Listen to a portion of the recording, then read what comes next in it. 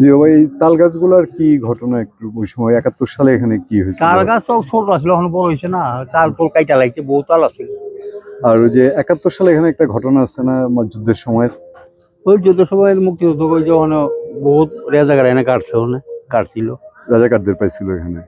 রেজাগারে চাপা মারি দিছিল ১৬-১৭ জন এক গাড়ি। ১৬-১৭ জন রাজাকাররা এখানে ওই জায়গায় মুক্তিযোদ্ধারা চাপা দিচ্ছিল, মাটি চাপা দিচ্ছিল গুলি করে মারা। সব বিহারি বেশিরভাগ ছিল।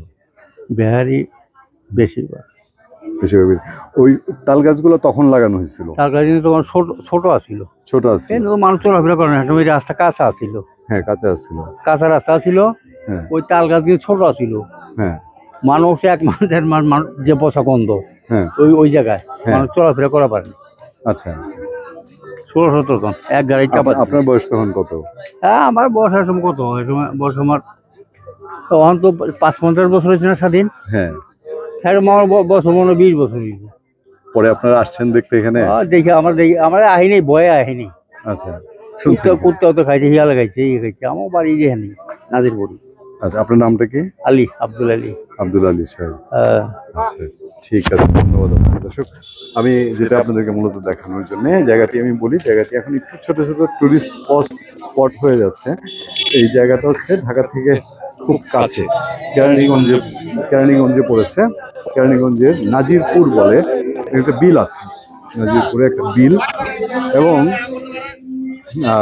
সেটা ওই পার্টটা যেটা দেখছেন এখানে আটিবাজার কলাতিয়ার কাছাকাছি, আটিবাজার এবং কলাতিয়ার কাছাকাছি এখানে সিরাজনগর। এই সিরাজনগরের পাশে এটা মূলত বিল না, এটা ছিল বুড়িগঙ্গা নদী। বুড়িগঙ্গা নদীটা এদিক দিয়ে গিয়ে ধলেশ্বরের সঙ্গে মিশেছিল। ১৯৭১ সালে যুদ্ধের শেষ প্রান্তে এই এলাকায় মুক্তিযোদ্ধারা আসেন, এবং মুক্তিযোদ্ধারা এখানে এসে বেশ কয়েকজন রাজাকার এবং বিহারি রাজাকার যারা ছিল তাদেরকে ধরে নিয়ে আসেন। ধরে নিয়ে এসে এই জায়গাটায় তাদেরকে তাদের শাস্তি, নাওখোলা, নাজিরপুর নাওখোলা, এইখানে মুক্তিযোদ্ধারা এই রাজাকারদের তাদেরকে শেষ করে। এবং এখানে দেখেন 11টি তাল গাছ আছে। এই তাল গাছগুলো আপনার এখানে এখনো দাঁড়িয়ে আছে। এই যে তাল গাছগুলো, আমরা এর আগে একবার ৮-১০ বছর আগে এখানে ইনভেস্টিগেশনে এসেছিলাম, তখনও আমরা জেনেছিলাম, তখন আমি পরিবর্তন.com-এ কাজ করি, সেই সময়ে যে এই 11টি তাল গাছে 11 জন রাজাকারকে শেষ করে তাদেরকে গুলি করে এখানে তাদের শেষ শাস্তি দেওয়া হয়।